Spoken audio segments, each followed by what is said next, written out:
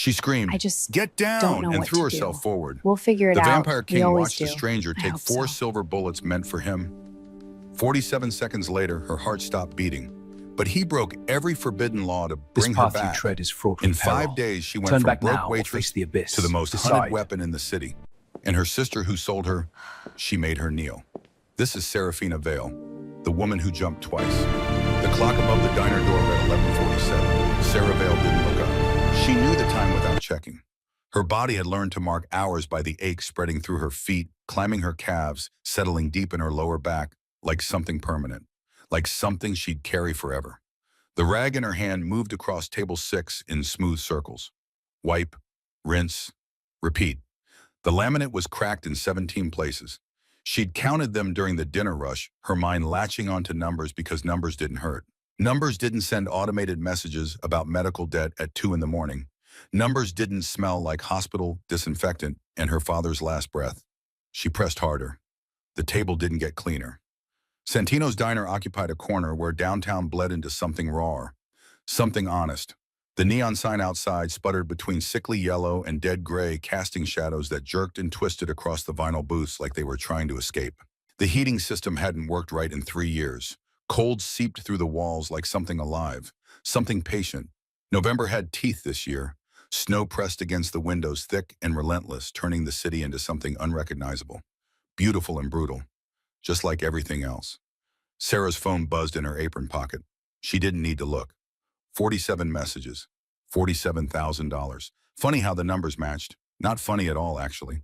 Her father would have called that synchronicity, would have found meaning in it, would have squeezed her hand and told her the universe was speaking. But her father was 6 feet under in a grave she couldn't afford, and the universe only spoke in collection agency threats. She moved to the next table, her boots held together with duct tape and determination. The kind of pain that started sharp and went numb around hour 14. She'd been awake since 4 that morning, first the hospital. Sitting beside an empty bed signing papers she didn't understand, words like final disposition and outstanding balance swimming together until they meant nothing. Meant everything. The pen had felt heavy in her hand, the forms endless. And for one terrible moment sitting in that sterile room, Sarah had thought about calling her sister, Cassandra. 2 years of silence. 2 years since their father got sick and Sarah had asked to borrow $50,000 for treatment. 2 years since Cassandra had laughed. Actually laughed. "You think I'm your personal bank, figure it out yourself." The memory still stung, still burned. Her own sister, her only family, choosing money over their dying father. Sarah had figured it out herself, worked 3 jobs, sold everything. It hadn't been enough. It was never enough. And this morning, signing the final papers alone, she'd been grateful Cassandra wasn't there. Some silences were kinder than company. Then the pharmacy. Fighting over pills she couldn't afford for a man who didn't need them anymore.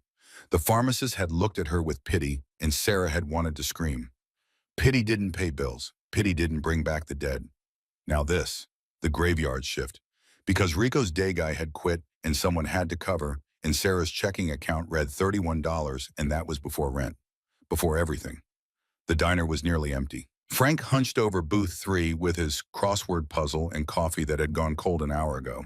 He came every Tuesday night, paid an exact change, never left a tip, but never caused trouble either.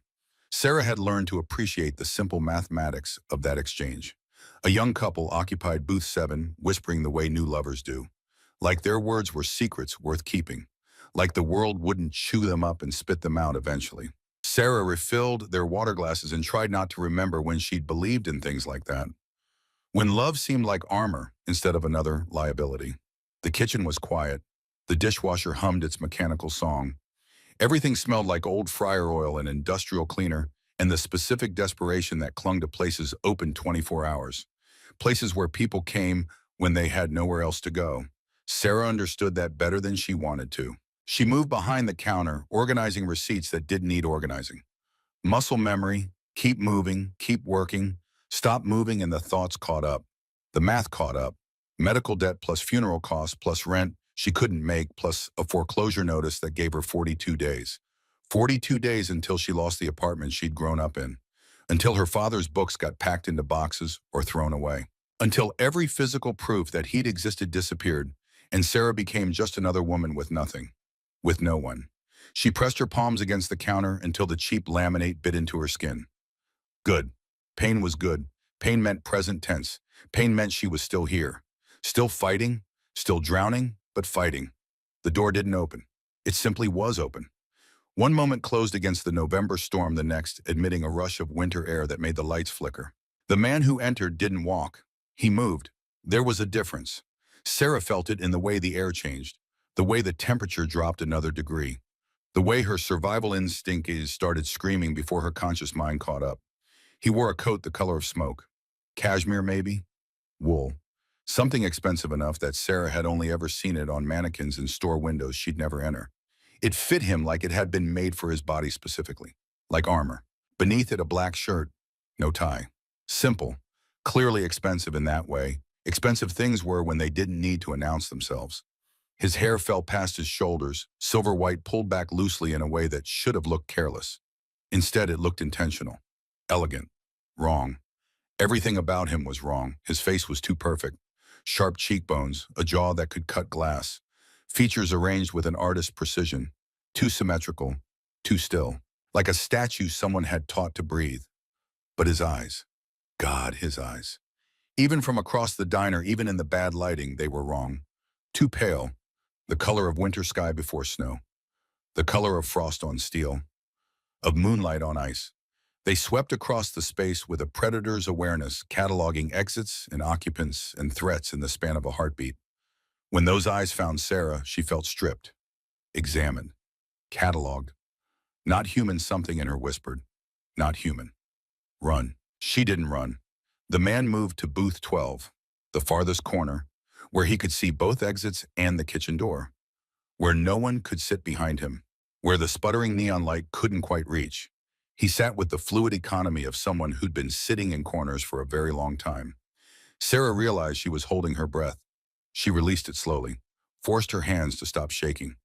This was fine, just another customer, just another late-night stranger in a city full of them. The couple in booth 7 paid and left wrapped around each other against the cold. Frank muttered something about a 7-letter word for inevitable. The dishwasher hummed. The world kept turning. The coffee pot in Sarah's hand had gone lukewarm. She needed to do a refill round. It was literally her job. Tips were tips, even the strange ones, especially the strange ones. $31 wouldn't last until morning. She drew a breath that tasted like old grease and forced her feet to move. Across the cracked linoleum, past booth 8 and 9 and 10, her reflection caught in the window glass.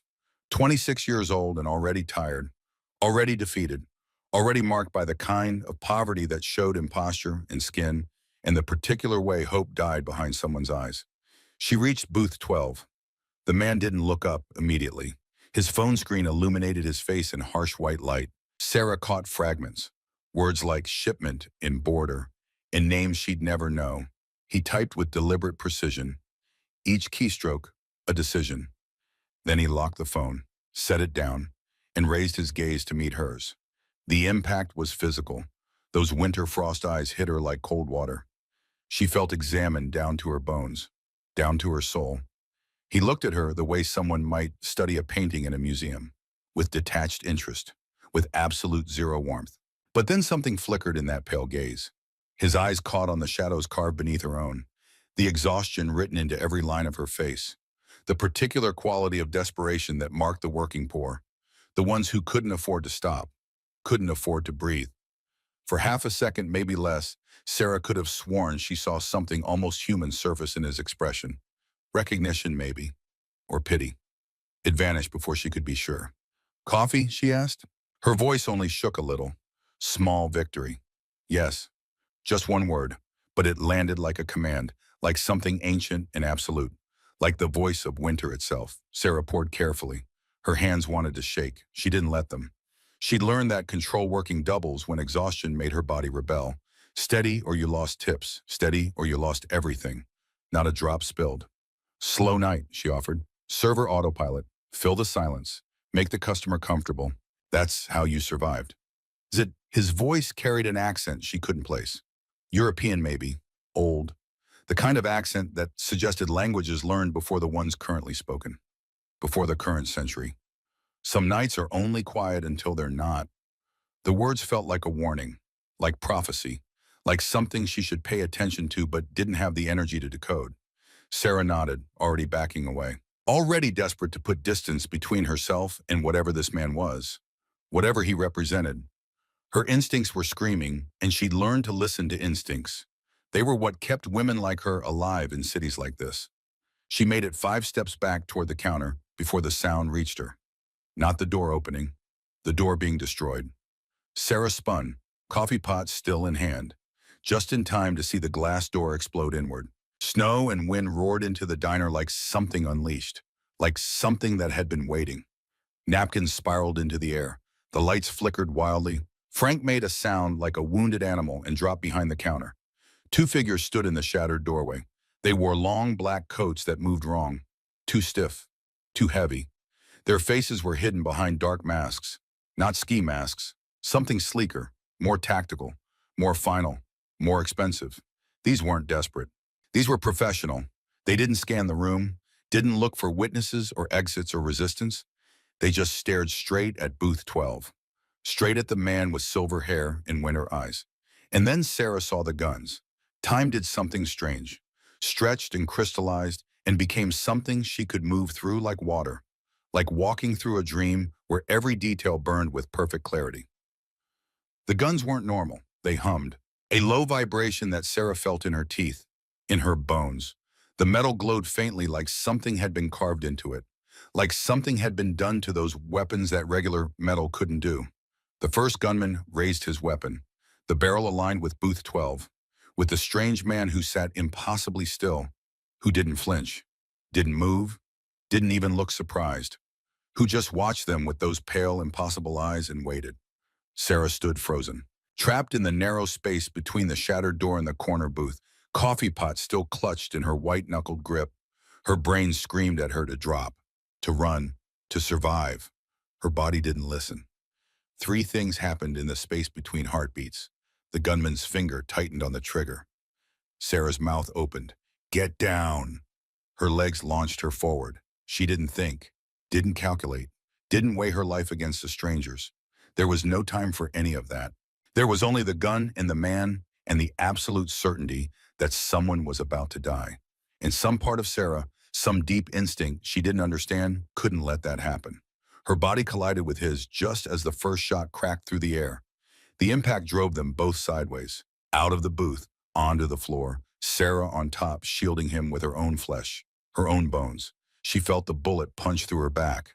Not pain, not yet, just impact.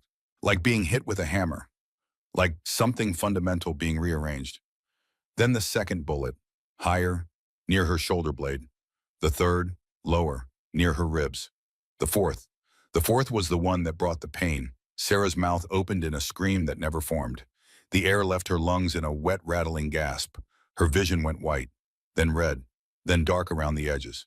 She was aware of blood, so much blood, spreading across her uniform in blooming roses of impossible red, warm and wrong and everywhere. She was aware of arms around her, strong and cold and impossibly steady. She was aware of eyes, winter frost eyes, wide with something that looked like shock. 500 years of shock. The man's voice cracked, actually cracked. You don't even know, Sarah tried to speak, tried to explain. But the words drowned in blood and darkness and the sudden terrible understanding that she was dying, right here, right now. On the floor of Santino's diner at 11:53 on a Tuesday night, her last thought before the darkness took her was absurdly practical. Frank was going to have to find a new booth for crossword puzzles. Then nothing. Cale Corvus hadn't felt shock in 5 centuries. He felt it now. The woman in his arms weighed barely anything. Bones and exhaustion and clothes held together with hope. She'd thrown herself between him and 4 bullets without hesitation, without knowing who he was, what he was. She'd just seen a stranger about to die and decided her life was worth trading. The bullets had punched through her with sickening precision. Cale had heard each impact, had felt her body jerk against his with each strike, had smelled her blood the instant it started flowing. Human blood, sharp copper, warm life draining away. But beneath that, something else, something that burned. Silver, enchanted silver. The bullets had been designed to kill him, to burn through supernatural flesh, like acid, to ensure the vampire king stayed dead. This mortal woman had taken all four instead. Her eyes found his for one suspended moment. Brown eyes. Ordinary human brown. Wide with shock and confusion and the terrible understanding of approaching death. Then they rolled back. Her breathing stopped. KL moved. Not human speed, not human strength. He gathered her against his chest and launched through the shattered door into the storm. Behind him he heard the gunmen scrambling, shouting, trying to track what their limited human eyes couldn't follow. Too slow, too mortal, too late. Snow lashed Kyle's face as he ran. Not ran, flowed, through alleys and across rooftops, moving between spaces like water through cracks. The city blurred past, fire escapes, brick walls, the distant glow of traffic lights bleeding into darkness. The woman's blood soaked through his coat. Her heartbeat stuttered against his chest. Irregular. Weakening. A clock winding down.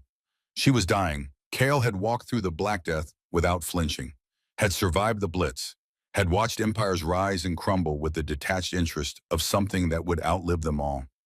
He felt something cold and unfamiliar twist in his chest now. She didn't know. That was the part that wouldn't let him think clearly, the part that kept replaying like a broken record. She didn't know who he was, didn't know what he was, didn't know that assassins had been circling him for weeks, that the Bloodlord families were finally making their move, that tonight was supposed to be the night the Vampire King fell. She'd just seen a gun pointed at a stranger and moved. No calculation, no hesitation, just instinct. Pure, stupid human instinct. Kale landed on a rooftop 3 miles from the diner, pulled out his phone with one hand. The other kept pressure on the woman's wounds. His fingers came away slick with blood that shimmered wrong in the moonlight. Too bright, almost luminescent. His jaw clenched. Enchanted silver. The bullets hadn't just been meant to kill him. They'd been designed to make sure he stayed dead. Silver that had been blessed. Cursed. Alchemically altered to burn through supernatural healing like acid.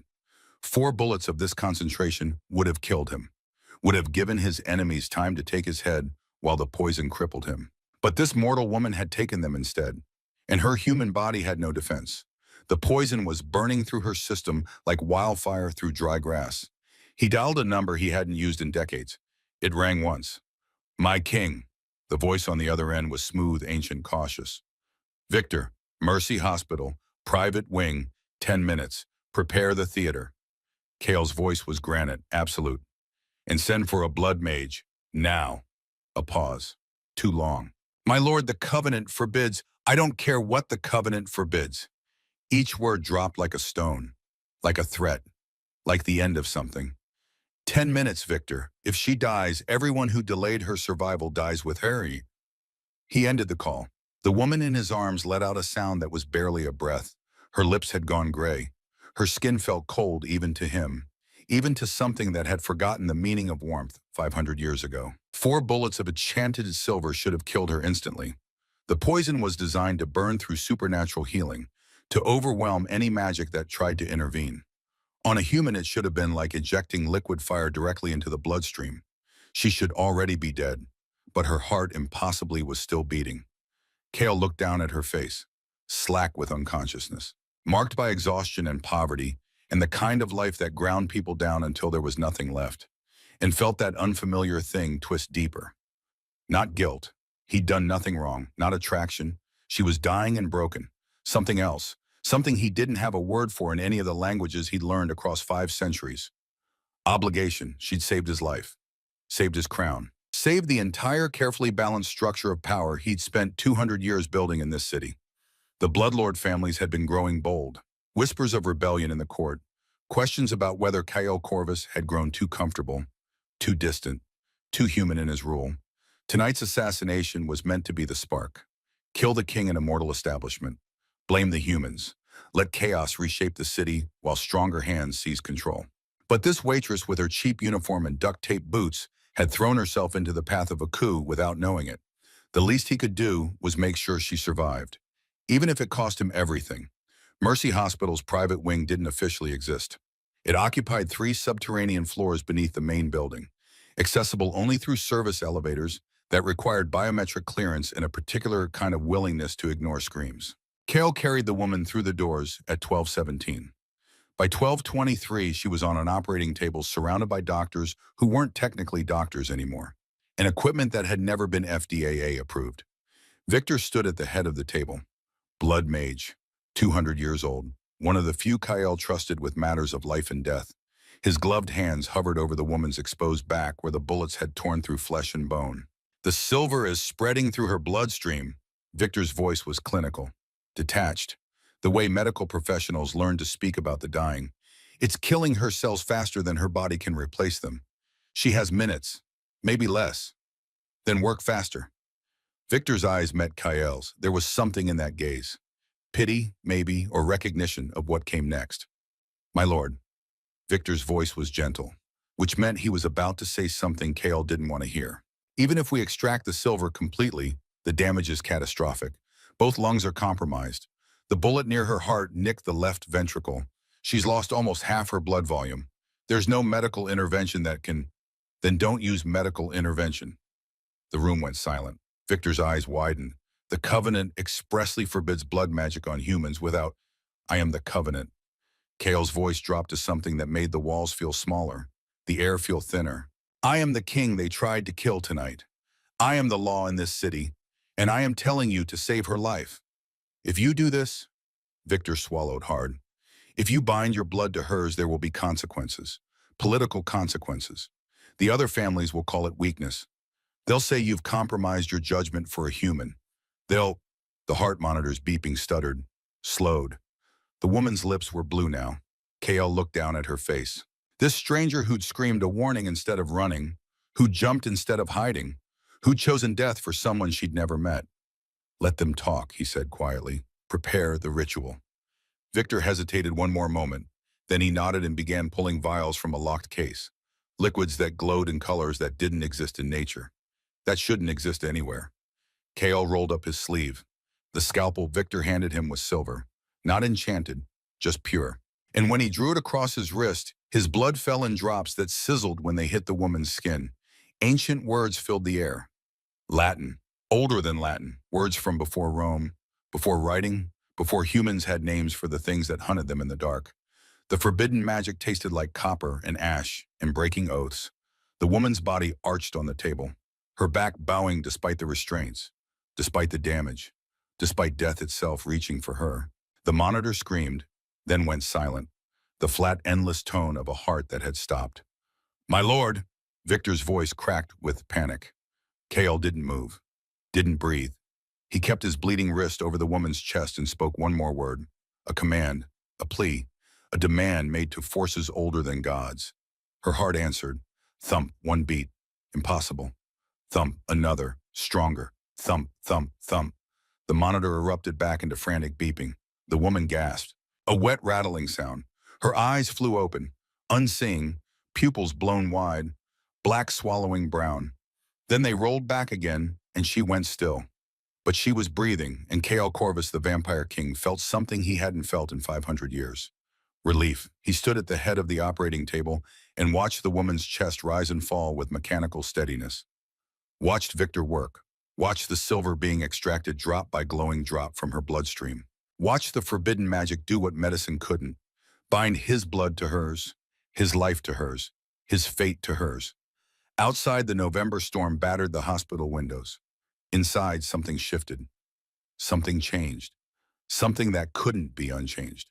The woman had been dead for 47 seconds. She'd come back different.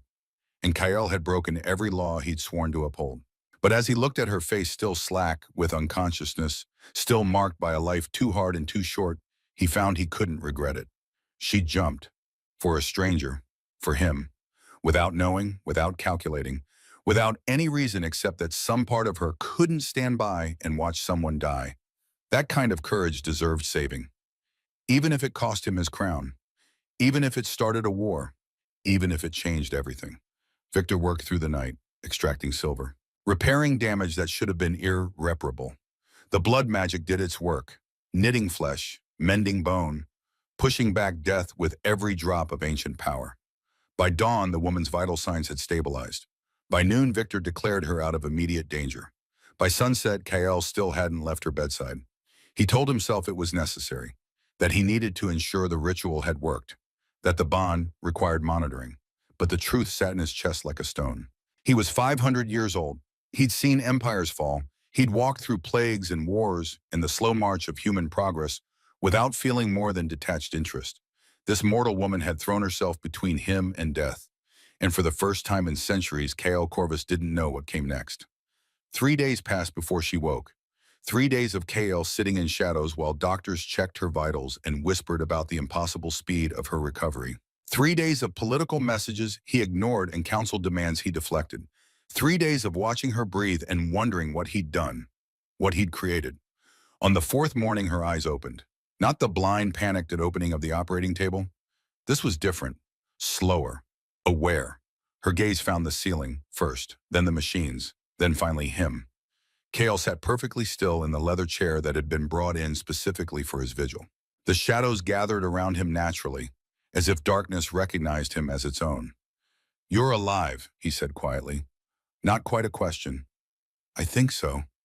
Her voice came out hoarse, scraping, like she'd been screaming. Maybe she had been in the spaces between unconsciousness and whatever came next. "Am I?" "Yes." She tried to sit up. Her body obeyed with a strength that made her eyes widen. That shouldn't have been possible after what she'd endured. "How?" The question came out barely above a whisper. "I was shot.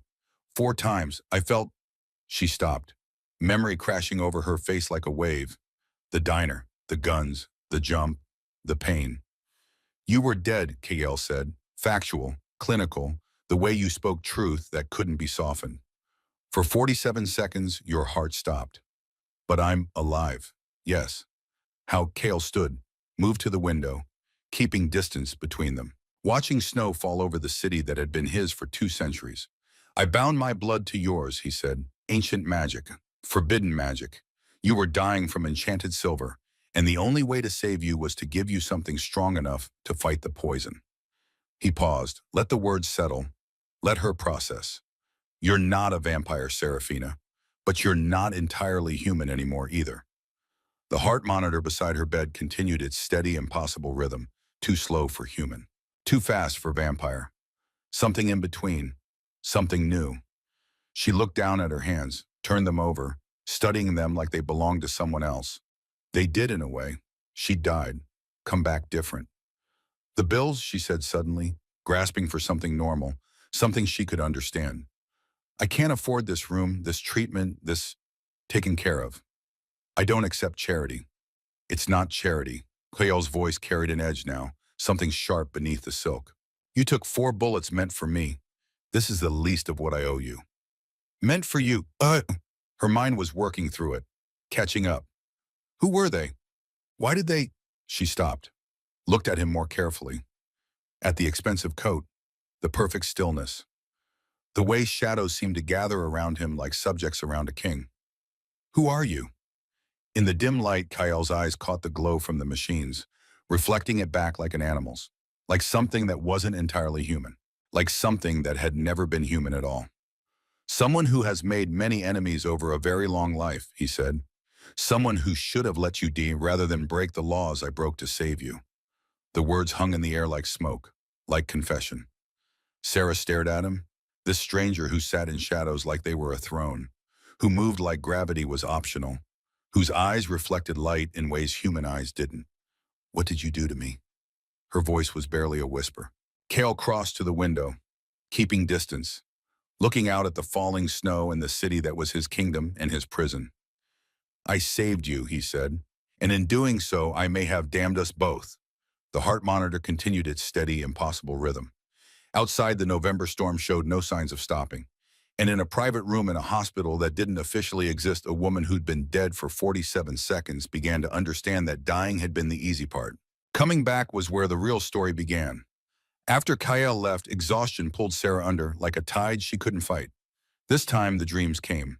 She stood in a stone chamber lit by candles that burned with green flame. A man knelt before a throne made of bones. When he looked up, his eyes were the color of old blood. "You cannot refuse the summons, Kael. The elders demand. Let them demand." The voice came from behind her, cold as winter wind. "I am not their servant anymore." The scene shattered like glass. Now she was running through a burning city, Prague maybe, or Vienna. Somewhere old, somewhere the streets remembered centuries of blood. Screams echoed off cobblestones. A woman with a child clutched to her chest ran past, not seeing Sarah, not seeing anything but the flames. This is what happens when we show mercy. A different voice, smooth and cruel. This is what happens when we forget what we are. No, Kale's voice again, but younger. Raw with something that might have been grief. This is what happens when we forget what they are. The fire consumed everything. Sarah gasped awake.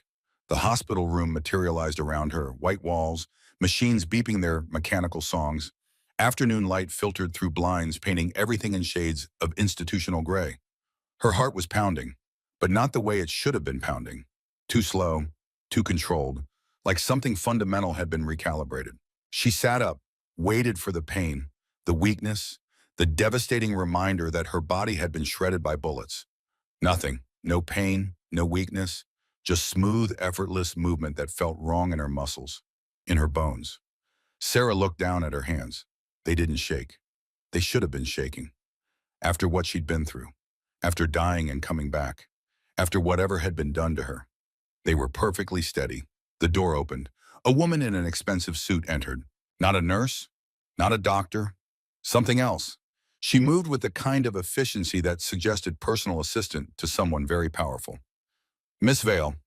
The woman's smile didn't reach her eyes. I'm glad you're awake. Mr. Corvus has arranged your discharge. Your new residence is ready. I didn't ask for a new residence. Nevertheless, the woman pressed a key into Sarah's hand, closed her fingers around it. The address is on the fob. Your belongings have been moved. The lease is paid through the year. Wait, I can't just... But the woman was already leaving. The door clicked shut. The key sat in Sarah's palm like an accusation. Sarah stared at it, at the expensive metal, at the address engraved in elegant script, at the casual assumption that her life could be rearranged without her permission. Something hot and angry coiled in her chest. She stood. Her body obeyed instantly. No hesitation, no tremor. She crossed to the small closet where someone had left her clothes. Not her old uniform, new clothes, expensive clothes, a cashmere sweater, designer jeans, boots that weren't held together with duct tape. Everything fit perfectly. Of course it did. Sarah dressed quickly, pulled out her phone. The screen lit up with notifications, but not the ones she expected. Not collection agencies, not automated threats, missed calls from Mercy Hospital billing, a voicemail from her bank. Her hands shook now, not from fear, from something else. She dialed the bank first. Miss Vale? The representative's voice was professional, warm. I'm calling to confirm the deposit, $50,000. We wanted to verify it wasn't fraudulent. Sarah hung up. She stood in the hospital room in her expensive new clothes and felt tears burn behind her eyes. He'd paid everything, the medical debt, the funeral costs, and given her a buffer, a cushion, a safety net for the first time in her adult life. She wanted to be angry, wanted to scream about boundaries and autonomy and consent. But she was too busy crying, not sad tears. Something more complicated. Relief and rage and gratitude and fury all mixed together until she didn't know what she felt. Just that she felt. For the first time in months, she wasn't drowning. Wasn't suffocating under the weight of impossible numbers. She was breathing. And she hated that it had taken a vampire king to give her that. Sarah pulled herself together, wiped her face, called the only number that mattered. He answered on the first ring. Sarah, just her name. But the way he said it carried weight, like he'd been waiting, like he'd been watching. I get back. A pause. The apartment. All of it. The money, the apartment. Whatever you did, take it back. I can't do that. You mean you won't? No. His voice remained infuriatingly calm. I mean, some things once done cannot be undone. Your debts are paid. The apartment is leased. These are facts now. I didn't consent to any of this. You were unconscious. That's not consent, that's... She pressed her free hand against her forehead. Except there was no headache building. Her body felt fine, better than fine, which somehow made everything worse. You can't just rearrange someone's life without asking. I can. A beat. I did. The honesty stunned her into momentary silence. I saved your life, he continued quietly. But in doing so, I made you visible to things that hunt in the darkness. Made you valuable to people who would use you against me. The apartment has protections. Wards. Safeguards you cannot see, but that will keep you alive. His voice dropped lower, darker. Would you prefer I let you return to a building with broken locks and fire escapes that lead nowhere, where any of my enemies could reach you? Sarah had no answer for that. The silence stretched between them. On the other end of the line, she could hear nothing. Not breathing, not movement, just absolute stillness. I'd prefer you'd asked me first, she said finally. And if you'd said no, another silence. Longer this time. The address is in your hand, Cale said. I'll see you tonight. He ended the call before she could respond.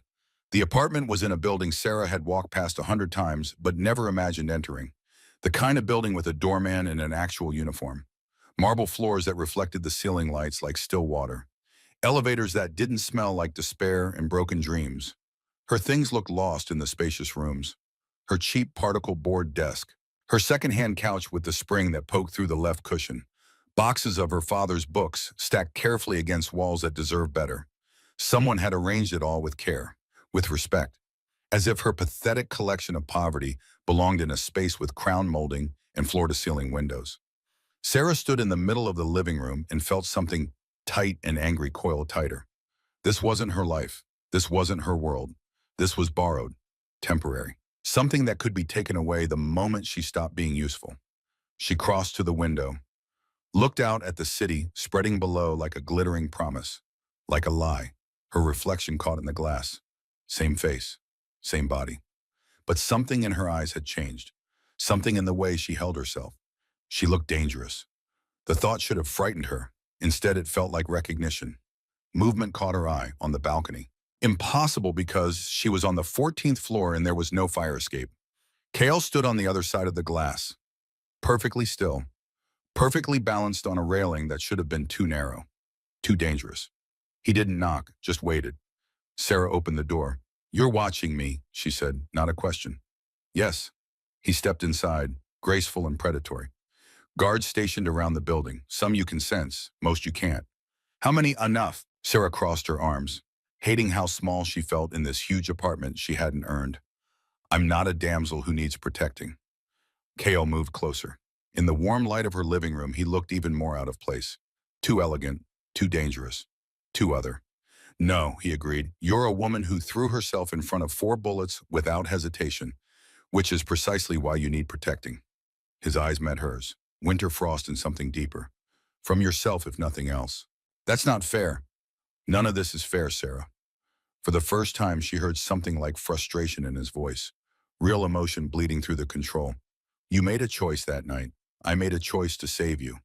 Now we both live with the consequences. They stood in tense silence. The apartment felt too small suddenly, too intimate. Finally, Sarah sighed, the anger draining out of her like water, leaving only exhaustion. I don't know how to be grateful and angry at the same time. Cale moved toward the balcony, keeping distance again, always keeping distance. Then don't be grateful, he said. Be alive. That's enough. He was gone before she could respond, just empty space where he'd been standing. Like he'd never been there at all, Sarah locked the balcony door. Pointless, probably, but the gesture mattered. She was learning that gestures mattered when you'd lost control of everything else. That night, Sarah decided to test her boundaries. She left the apartment, ignored the doorman's concerned look, walked 3 blocks to the corner store where she used to buy groceries when she could afford groceries. The city felt different now, sharper, more dangerous. She could hear conversations from open windows 2 stories up, could smell exhaust and rotting garbage, and beneath it all, something else, something wild. She was halfway back when she felt it, someone following her. Not Cale's guards. Those she could sense now, shadows that moved when she moved, keeping careful distance, watching without interfering. This was different, closer, hungrier. The presence crept nearer. Sarah's new instincts screamed at her to run. But she'd spent 26 years learning not to show fear, learning to keep walking, keep breathing, keep pretending she wasn't afraid. She kept walking. The presence got closer, then nothing, a sound like wind or wings, or something being removed very quickly and very quietly. When Sarah turned around, the street behind her was empty, but there was blood on the sidewalk that hadn't been there before. She looked up toward the rooftops, saw a figure in the darkness, too far away to identify, but she knew. KL's guards had just saved her life, and she'd never even seen the danger coming. KL was waiting in her apartment when she got back. He sat in the chair by the window, her father's chair, the one where the old man used to read late into the night. KL sat like he'd been there for hours. Maybe he had been. "Someone just tried to kill me," Sarah said. She slammed the door harder than necessary, heard the sound echo with her new too-sharp hearing. "I know. Your guards stopped them." "Yes. I didn't even see it happen." She threw her keys on the counter. They clattered loud in the silence. One second I was being followed. The next there's blood on the sidewalk, and I'm supposed to just what? Keep walking. Pretend this is normal. Kale stood, that fluid grace that no longer startled her. "You were never in real danger. My people wouldn't have let. That's not the point." The words exploded out of her, all the fear and anger and confusion of the past days erupting like a volcano. "The point is, I didn't know I was in danger until it was already over. The point is, I'm living in a world I don't understand with rules I don't know, surrounded by guards I sometimes sense and sometimes don't, protecting me from threats I can't identify." She advanced on him, fury overriding any sense of self-preservation. "You saved my life, and then you took it over. I gave you a life worth protecting. You gave me a gilded cage. Better a cage than a grave." His voice hardened, matching her anger with something colder, something absolute. "You want the full truth, Sarah? Here it is. You have my blood in your veins now. Every vampire in this city can sense it, can smell it on you. To them, you're a curiosity at best, a weapon at worst, something to study, to capture, to dissect and understand." The words hit like physical blows. "The Bloodlord families are watching you," Kale continued relentlessly, "wondering what you mean to me, wondering if killing you would weaken me, or if taking you would give them leverage. Your existence has become political whether you want it to be or not." "Then why," Sarah's voice cracked, "why save me at all? Why not just let me die and avoid all this?" Kale went very still. When he spoke, his voice was barely above a whisper. "Because no one has ever chosen me without knowing what I am." The confession hung in the air between them. 500 years, he said quietly. 500 years of people kneeling because I'm king. Of alliances formed from fear and respect and calculated advantage. Of lovers who wanted immortality or power or protection. His eyes met hers, and for the first time she saw something raw beneath the ice. "No one has ever just jumped. Not for me. For a stranger in a restaurant who they thought might die." He shook his head slowly. "You didn't know I could save you. Didn't know I was worth saving. You just saw someone about to be killed and decided your life was worth trading for theirs." Kale's voice turned fierce, intense. "That kind of choice, that kind of foolish, selfless human choice, it's not something I've seen in centuries." Sarah's anger wavered, caught between fury and something more complicated, something that felt like understanding. "So this is what," she asked, "gratitude. You are controlling my life because you are grateful. I'm protecting your life because I refuse to let that choice be meaningless." His voice was absolute. "You saved a king, Sarah, whether you knew it or not, and kings don't forget their debts. I'm not a debt to be repaid." She closed the distance between them, close enough to feel the unnatural cold that radiated from him, close enough to see the way his jaw tightened, the way his hands clenched at his sides. "I'm a person with agency, with the right to decide what risks I take and what life I live, even if those decisions get you killed." Yes, the word came out like a punch. Even then, especially then. They stood inches apart, breathing hard, or at least she was breathing hard. Kale was perfectly still, perfectly controlled, perfectly infuriating. "You want to know something," Sarah said, her voice dropping to something raw and honest. "I would do it again." Kale's expression fractured, just for a second, just enough for her to see the man beneath the king. "Right now, knowing everything I know, if I could go back to that moment, I would still jump." Why? The question came out barely above a whisper, like he genuinely didn't understand. Like in 500 years, no one had ever explained it. "Because that's who I am." Sarah held his gaze, refusing to look away. "I'm the person who jumps, who makes stupid, selfless choices, who can't stand by and watch someone die, even when it's the smart thing to do." She took a breath. "And you're the person who saves people even when it costs you everything. So maybe we're both idiots." Something that might have been a smile ghosted across Kael's face. There and gone, but real. The anger between them shifted, transformed into something else. Not quite understanding, but maybe the beginning of it. I need boundaries, Sarah said finally. If this is going to work, if I'm going to survive whatever this is, I need you to stop making decisions for me. I can't promise your safety if... I'm not asking for promises, I'm asking for respect. She straightened her shoulders. You protect me fine, but you talk to me. You explain things. You treat me like a partner in this mess, not a porcelain doll you're afraid will shatter. Cale considered her for a long moment, his eyes searching her face like he was reading something written there.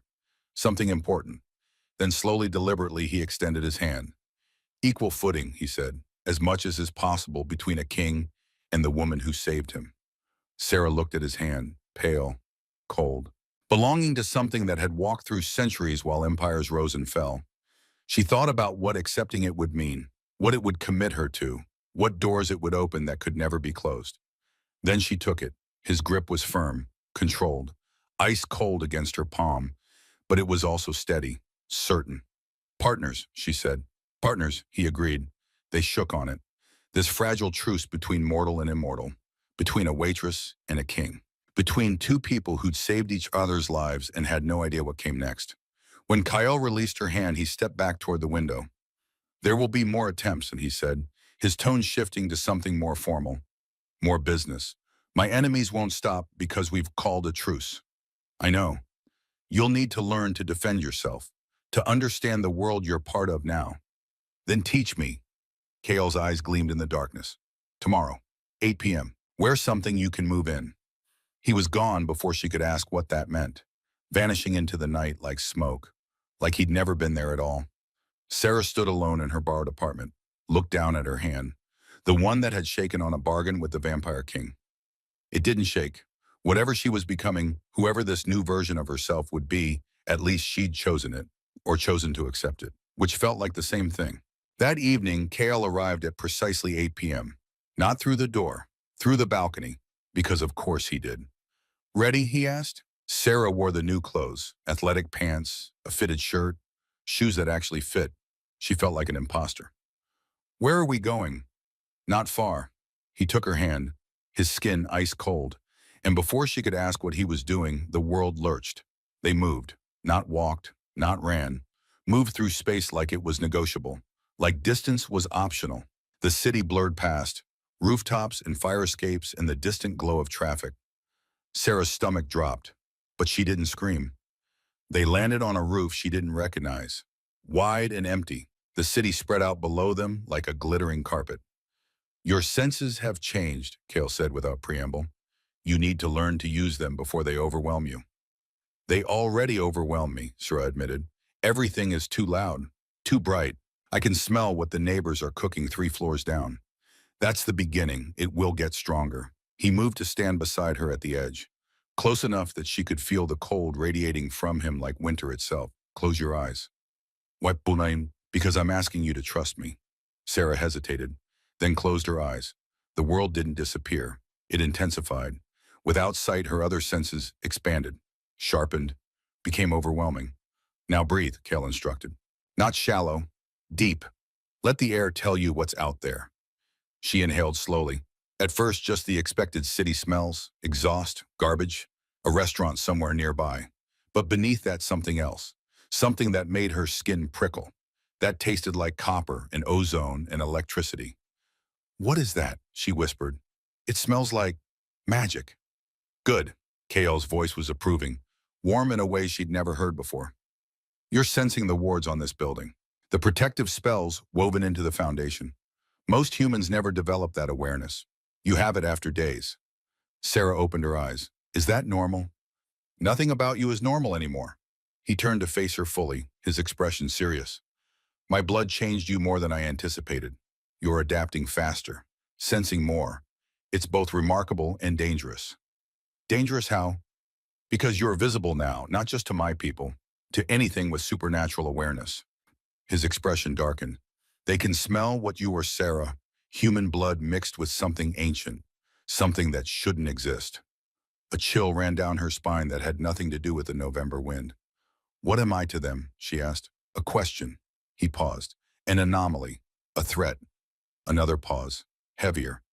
And to some an opportunity. Before Sarah could ask what that meant, Kale's phone buzzed. He pulled it out. Read something that made his jaw clench. We need to go. Oh, what's wrong? The council has summoned you. The what? The vampire ruling body. Kale's voice was tight, controlled. They want to meet the hybrid who carries my blood. He took her hand again, and they want to meet her now. The world lurched, and Sarah's new life lurched with it. The council met in a chamber that shouldn't have existed beneath the city. Stone columns stretched toward vaulted ceilings, lost in shadow. Torches burned with green flame that cast everything in sickly light. 7 thrones arranged in a semicircle. 7 ancient vampires watching her, with eyes that gleamed like predators. Sarah stood in the center of the chamber. Kale beside her. She could feel his tension. The barely controlled violence coiled in his frame. An old vampire stood from the central throne. White beard, scarred hands, eyes that had seen centuries pass like seasons. Kyle Corvus, his voice echoed off stone. You bring a human before this council. She's not human anymore, Elder Thaddeus. Kale's voice was ice. She carries my blood. The bond is complete. Without council approval. A woman spoke from the left. Beautiful, deadly, dark hair and eyes like polished obsidian. Without covenant sanction. Lady Morgath. Sarah recognized her from Kale's memories. The ones that bled into her dreams. One of the Bloodlord families. One of his enemies. I needed no approval, Kale said. She was dying. I saved her. You bonded with Immortal. Morgath's voice was silk over steel. You've compromised yourself, made yourself weak. I've made her strong, or yourself vulnerable. Thaddeus raised a hand. Silence fell like a blade. You claim she is not human. Prove it. Kale's hand found Sarah's, squeezed once. A message. Trust me. She passed through the threshold wards, he said. Human minds break when exposed to our magic. She walked through them aware, alert, unchanged. Parlor tricks, Morgath dismissed. Show us something real. Show us she's more than a pet you've dressed up and brought to court. The word pet hit Sarah like a slap. She felt Kyle stiffen beside her. Careful, he said quietly. That's your queen you're insulting. Morgath laughed, actually laughed. Queen, you've truly lost your mind. She saved my life. She got lucky. Morgath stood, moved with predatory grace. A waitress in the wrong place at the wrong time. You've mistaken coincidence for destiny. Mortal bravery for supernatural worth. She circled Sarah like a shark. Prove she's more than food. Prove this hybrid won't go feral the moment she smells fresh blood. Prove you haven't compromised your judgment for a pretty face and a foolish gesture. Kale's hands clenched into fists. She's under my protection. Then she must pass the trial of restraint. Thaddeus's voice cut through the chamber like a gavel. 10 minutes before fresh human blood. If she maintains control, she may stay. Under your protection. Under your responsibility.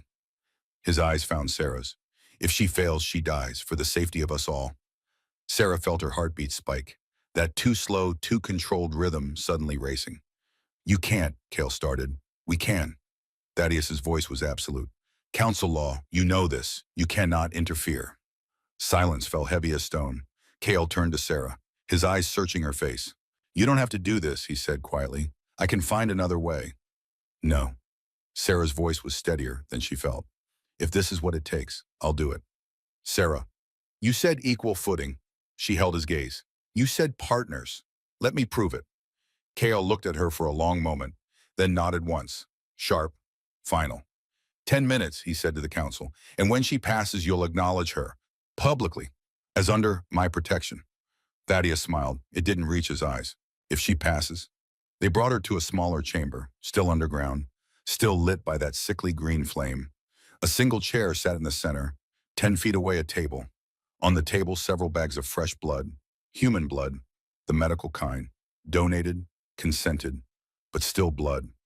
Sarah sat in the chair. The council filed in, arranged themselves along the walls like judges, like executioners.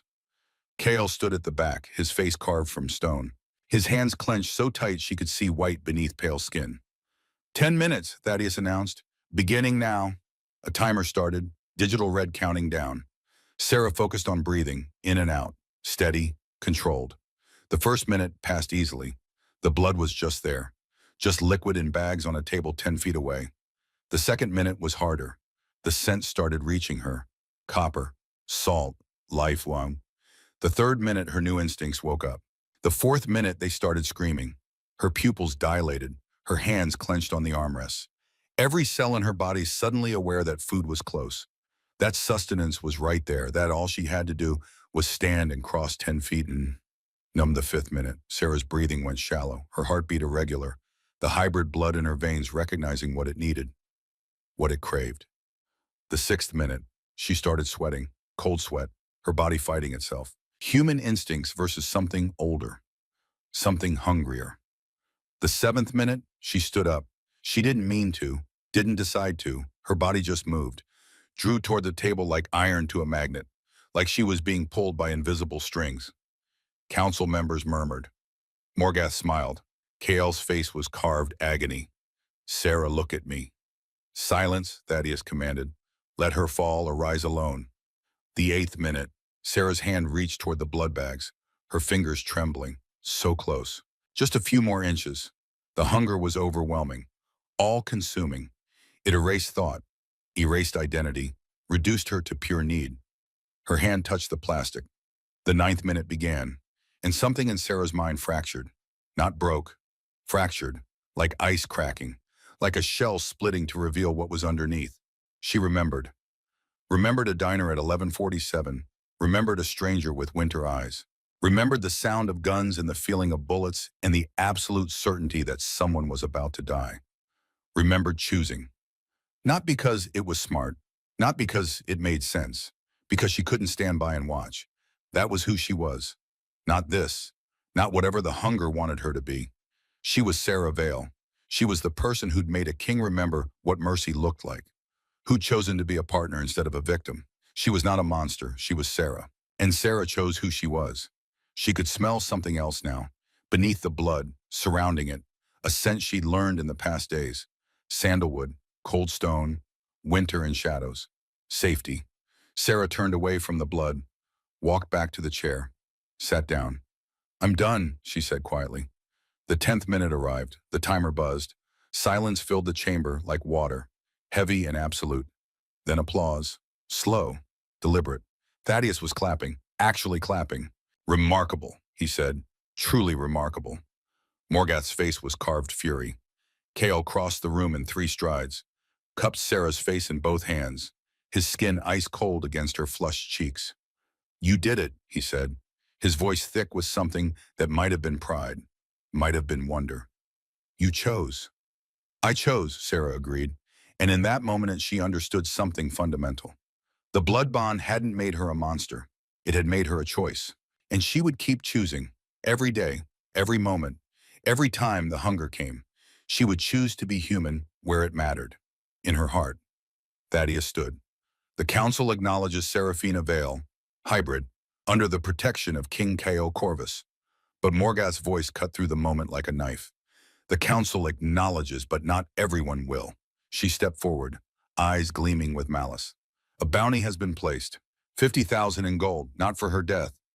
Morgath smiled, for her capture, for study, to understand what she is, what she could become.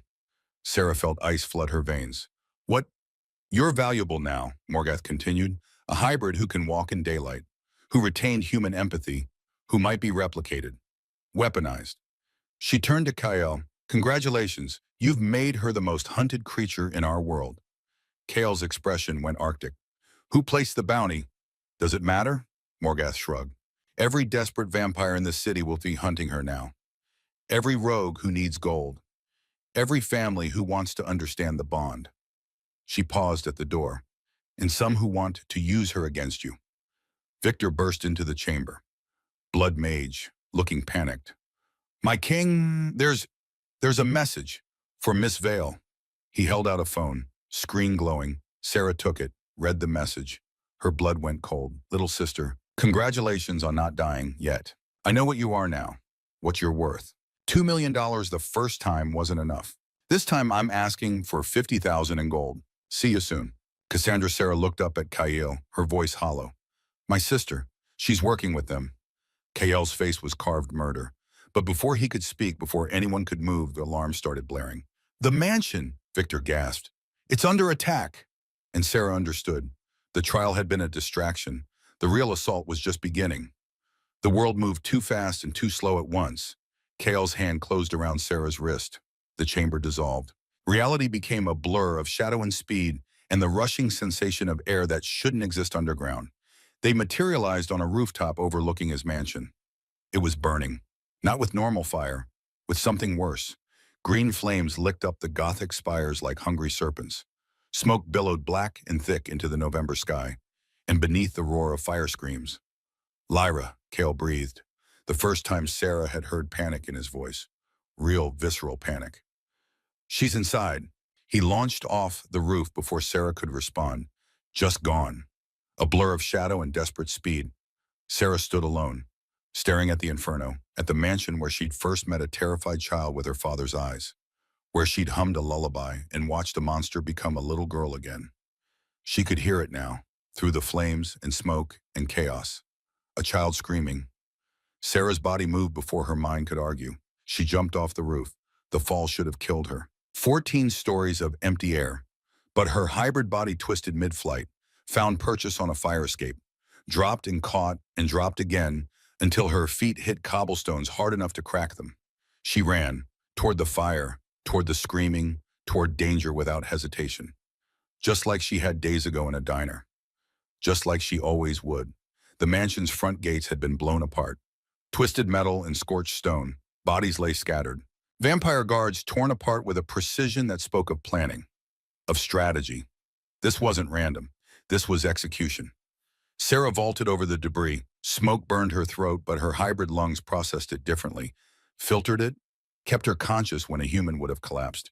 Inside the grand entrance hall was a war zone. Cale's loyalists fought desperately against an army of mercenaries. Not vampires, humans. Equipped with weapons that glowed the same sickly green as the flames. Enchanted. Designed to kill supernatural creatures.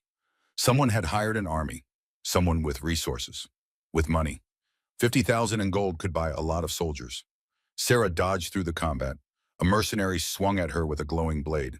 She ducked under it, her body moving with a speed and grace she was still learning to control. She grabbed a fallen sword, regular steel, not enchanted, but sharp enough. The mercenary lunged again. Sarah sidestepped, brought her blade up and across, not to kill, to disarm.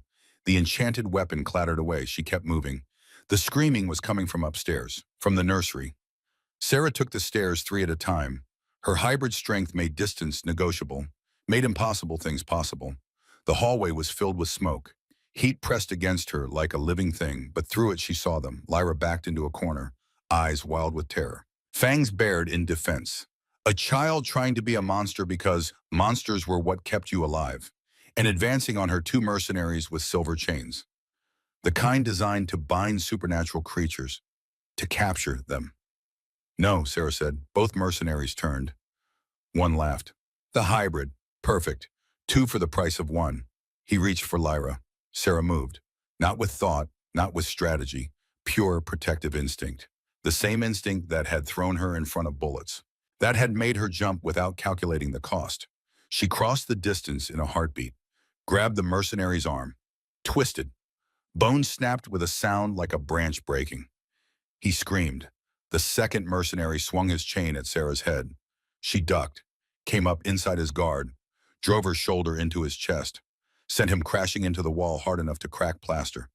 Sarah. Lyra's voice was small, terrified. I'm here, baby. Sarah crossed to the child, knelt down, made herself small, non-threatening. I'm here. You're safe. They want to take me. They said to hurt Daddy. No one's taking you.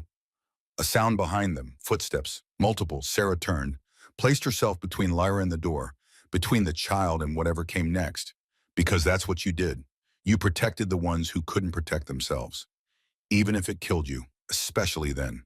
The door exploded inward. More mercenaries poured through. 5, 6, too many. Their leader stepped forward, a woman in tactical gear, face uncovered, smiling. Sarah's blood turned to ice. Hello, little sister. Cassandra Vale looked exactly the same. Perfectly styled hair, designer clothes under the tactical gear. Makeup applied with precision. Beautiful. Cold. Empty. Surprised to see me? Cassandra asked. Her voice carried that familiar condescension, the tone that had marked Sarah's entire childhood. You shouldn't be. I always finish what I start.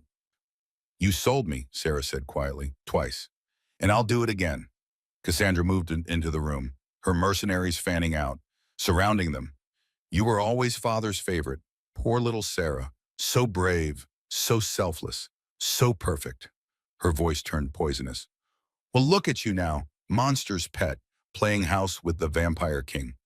At least this time I'm getting paid what you're actually worth.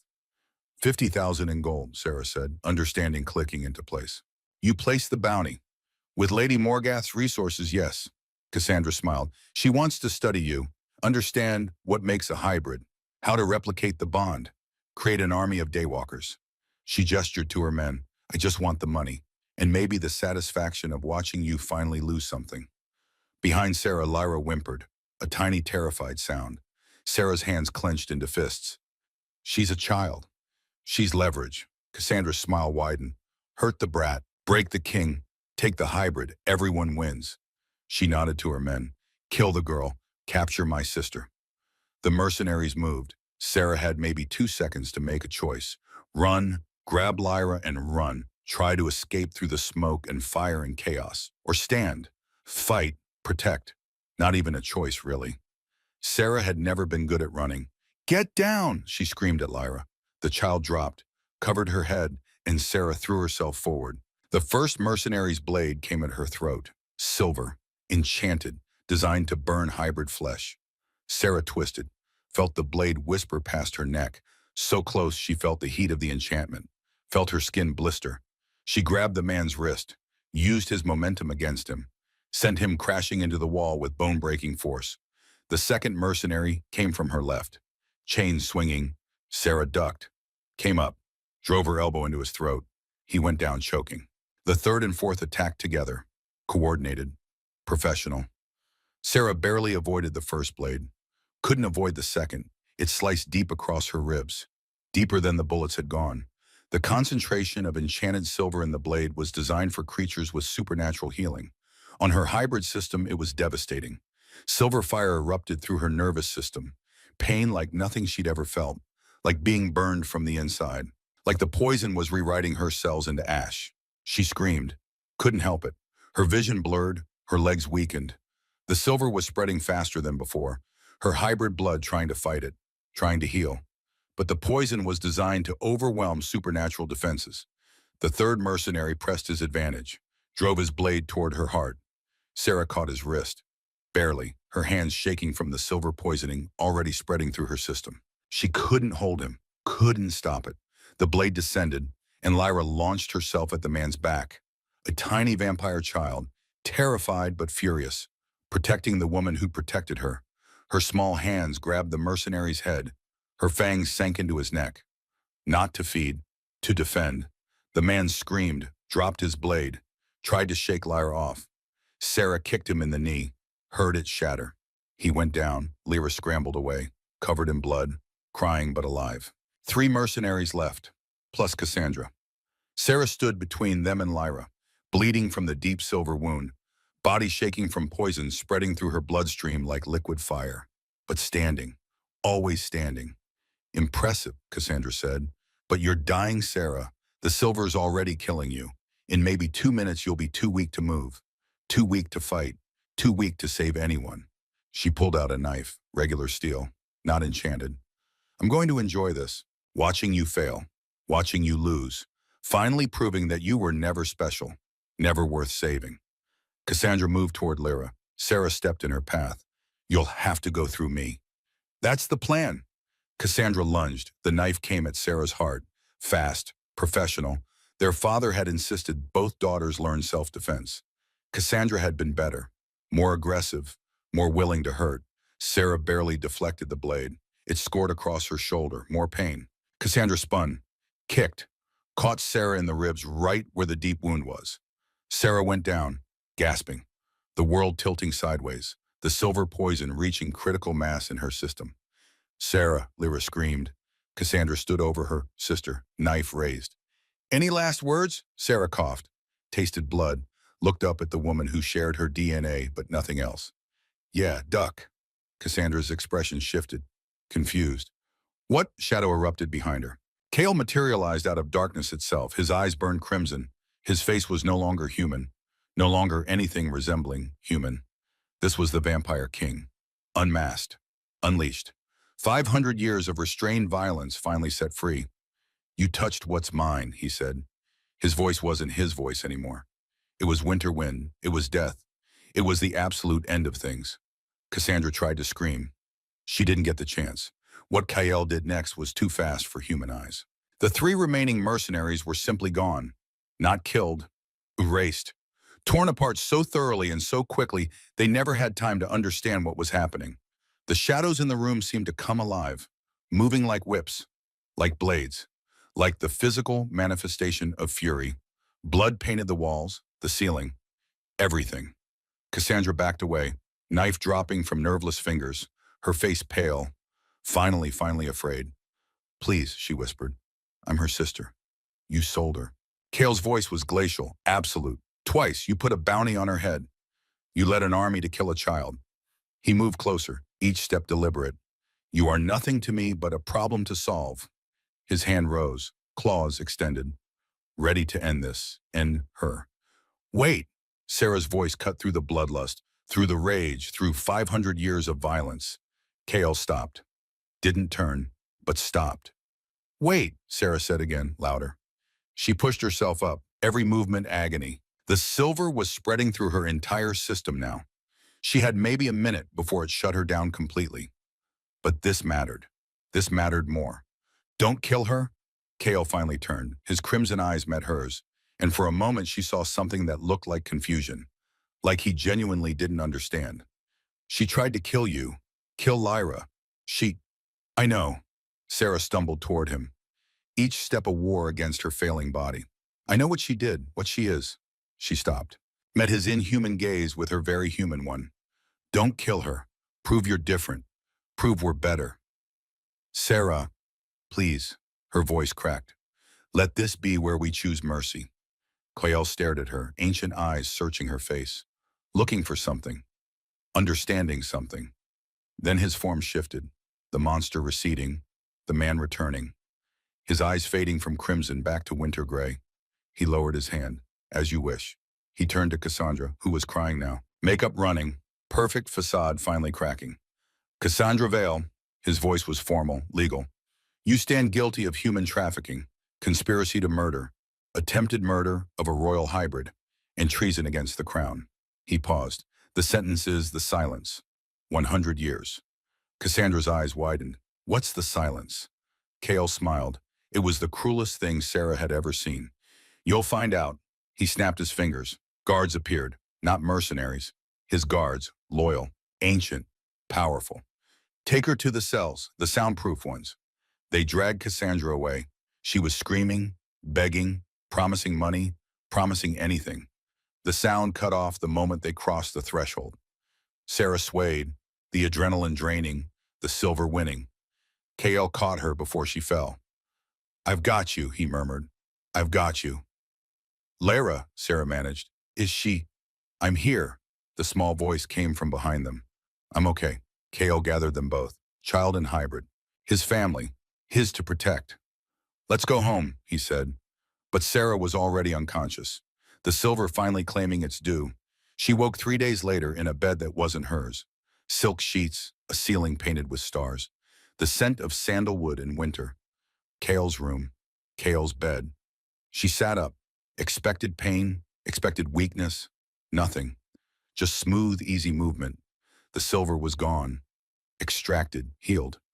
You're awake. Victor stood at the foot of the bed, blood mage, exhausted but smiling. The silver nearly killed you. The concentration was designed for full vampires. On your hybrid system, it was catastrophic. But you fought through it.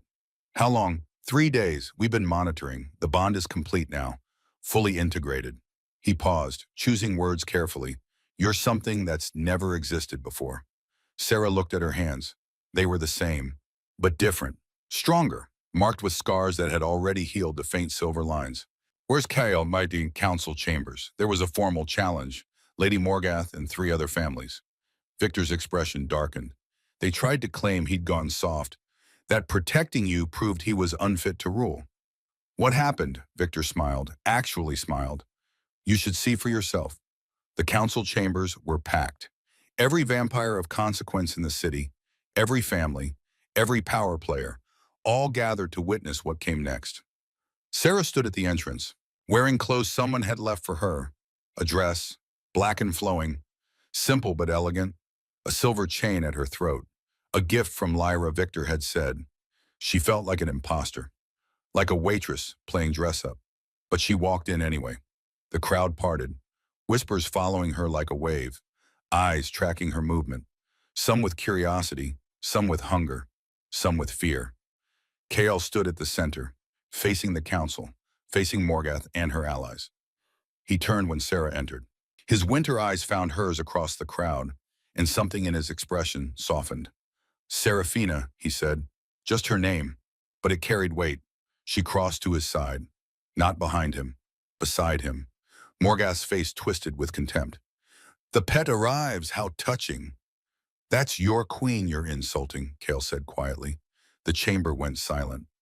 Queen, Morgath laughed, bitter and sharp. You've lost your mind. A mortal waitress. Saved my life. Kale's voice cut through the laughter. Saved my daughter.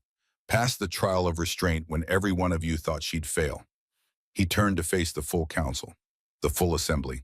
You believe she makes me weak. You believe my protection of her proves I'm compromised. The admission sent murmurs through the crowd. You are correct. The murmurs died. She does make me weak. She makes me hesitate. She makes me consider the cost of my decisions in ways I haven't in 5 centuries. Kale's voice was absolute, commanding. But she also reminded me what it means to rule with something other than fear. He looked at Sarah, then back at the council. Seraphina Vale threw herself in front of bullets meant for a stranger. She didn't know who I was, didn't care about power or immortality. She just saw someone about to damn and decided her life was worth trading. The chamber was so quiet, Sarah could hear her own heartbeat. That too slow, too steady rhythm. That kind of courage, Kale continued, that selfless, foolish human courage. It's what I've been missing. What we've all been missing. He stepped forward, addressing every vampire present. We've spent centuries focused on survival, on power, on fear. We've forgotten what makes survival worthwhile. His eyes blazed, not crimson, just intense, certain. Seraphina Vale stands beside me, under my protection, part of my reign. Anyone who harms her faces me.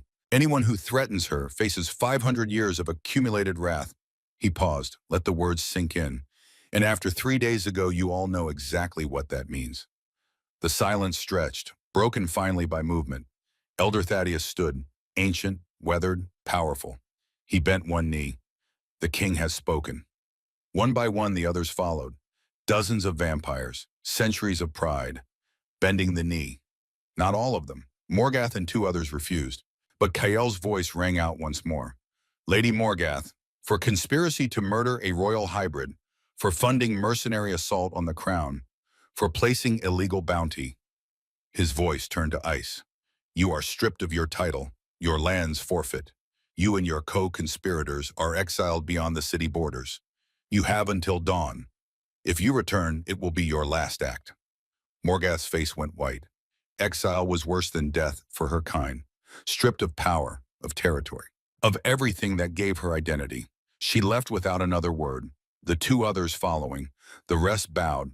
More than enough. Kael had held his throne, strengthened it, and he'd done it with a mortal hybrid at his side. That night they stood on the mansion's rebuilt balcony.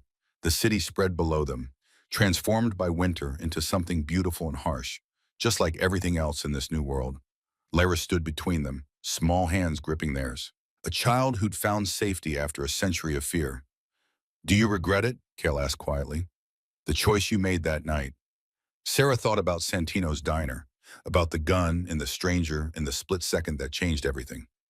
No, she said, I'm the person who jumps, even when it's stupid, even when it costs everything. It did cost everything. His voice carried weight. Your old life, your safety. It also gave me something. She looked at Lyra, then at him.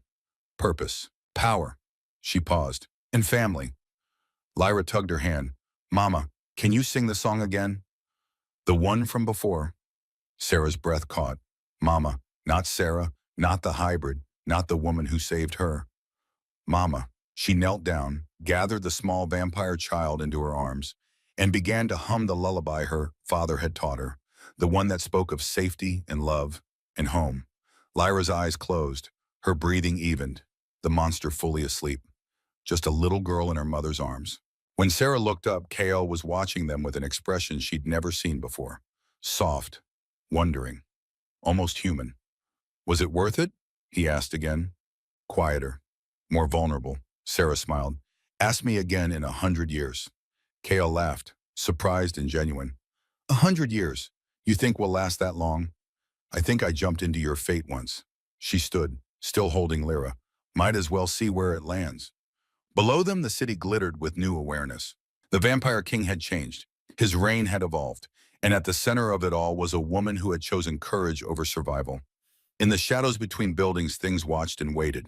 Future challenges that would test this fragile balance they'd created.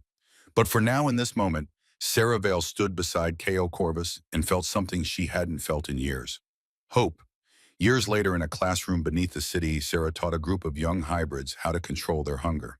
Close your eyes, she instructed. Find what grounds you, what reminds you who you are. A teenage girl raised her hand. What if we don't know who we are? Sarah smiled. Remembered a diner at 1147. Remembered a choice made without thinking. Remembered dying and coming back different. Then you choose, she said, every day, every moment. You choose who you want to be. She looked at the students, at these children caught between worlds, between human and monster, between fear and hope. Some people will tell you you're broken, that you're wrong, that you shouldn't exist.